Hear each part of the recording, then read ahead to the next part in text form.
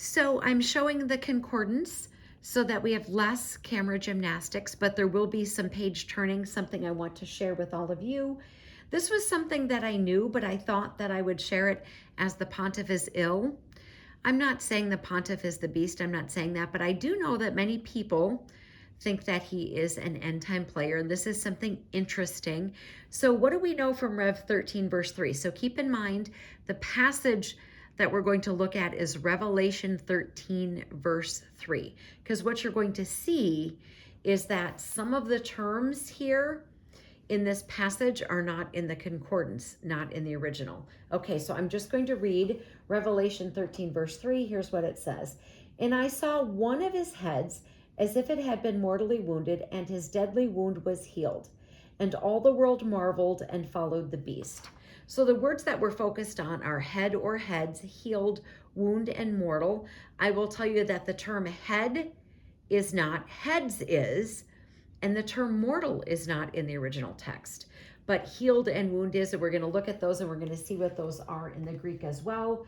That is a little bit interesting for all of you. So keep in mind, we're looking for Rev 13 verse 3. So in the concordance here, it starts with the word head.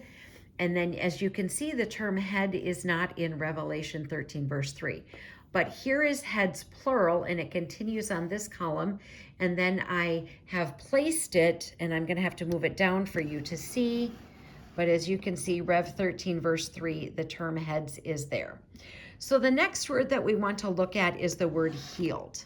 And that actually is on the same page as well. Sorry for the camera gymnastics. Okay. So here we are. Here we have the term healed because we're talking about the mortal head wound of what we're expecting to see from the beast. So as you can see here, it is healed. And then I'm just going to move this over because it's going to be in the spine here and take out this bookmark. But as you can see, this is healed. And then Rev 13 verse 3 is right there. So that term healed, which we will look at what the word means in the Greek, that is in there in the original text. Okay, now we're going on to the term mortal. This term is not in the concordance. Okay, so we're looking for the term mortal, and this is going to be on the spine. I wish that it weren't, it would be easier, but I apologize. Okay, here's the word mortal. As you can see, there is no Revelation 13 verse 3. So what about mortally? That is right here in Deuteronomy. That is not Revelation either. So when we're thinking about a mortal head wound, the term mortal is not in the original text. All right, we've got one more. I'm going to flip this over. All right, wound. All right, so now here we are. Hopefully I placed this correctly. This is wounded below, but this is wound right above. And as you can see, it says wound, and there is Rev 13 verse 3.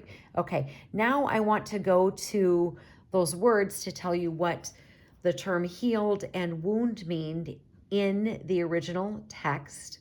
Again, the word mortal is not there. The word head is not, but heads is. So let's look at what these words mean in the Greek. All right, so healed is from the G2323. And here is that passage right over here.